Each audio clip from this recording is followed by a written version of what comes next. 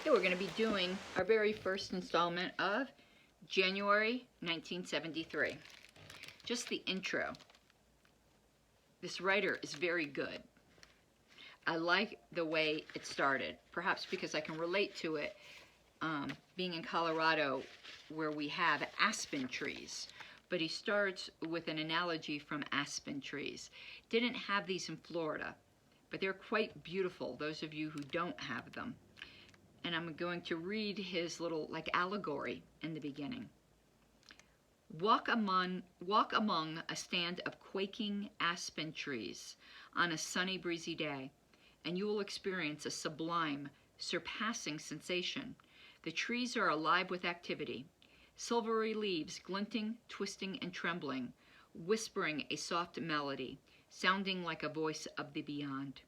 What you may not know is that all the trees you see are one organism, identical in DNA, carbon copies of one another. That's because aspens grow in colonies from a single seedling that spreads through its roots. New stems, known as root suckers or ramets, pop up from the dirt at distances from the parent tree, creating a new tree, and then another, and then another. The entire clonal colony is interconnected below the surface through a single root system. The individual trees may come and go, but the root system remains, sometimes living for thousands of years. Studying American history is much like an examination of aspen trees. The connections are not so obvious unless one digs, and then it becomes clear that everything is mysteriously linked. And in the winter, particularly when the leaves are starting to change on the aspens and there's a slight wind, it's just the shivering of the trees. It's magical.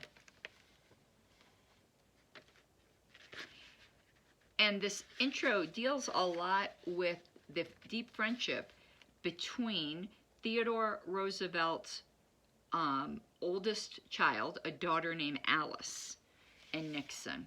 So kind of like connected the two presidencies.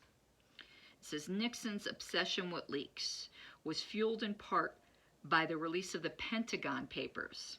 And the Pentagon Papers was a study of the origins of the Vietnam War. It was a leak to the Washington Times. No, actually the New York Times.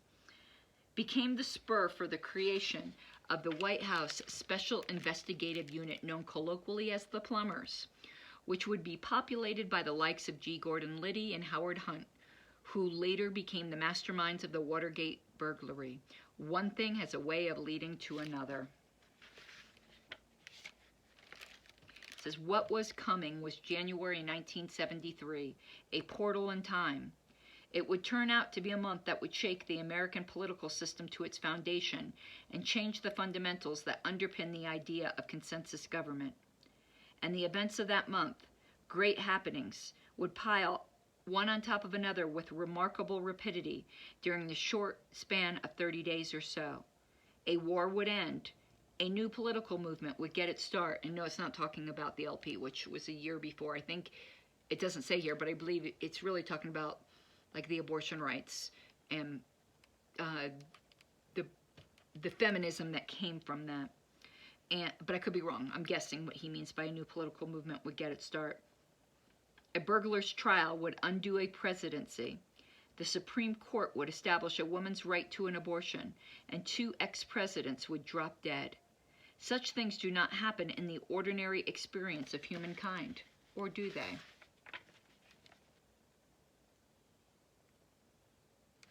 And he speaks about other turning points like this called simultaneity, or I think that's the way you pronounce it, where just boom, boom, boom, a bunch of very significant historical events happen. And I like one of the events he had talked about was when Woodrow Wilson's first wife died, then he remarried quite quickly, and that his second wife really nurtured Woodrow Wilson's less admirable qualities, his stubbornness and the like, that led to the disastrous Treaty of Versailles, which led to the Second World War, or at least arguably did. There's a good book I read a long time ago about the Treaty of Versailles. I think it's just called Versailles, which really talks about how the punitive measures against Germany really led directly into World War II. Pardon me, still have a little bit of that cold. And that's it just for the intro. We will move into the prelude on another day.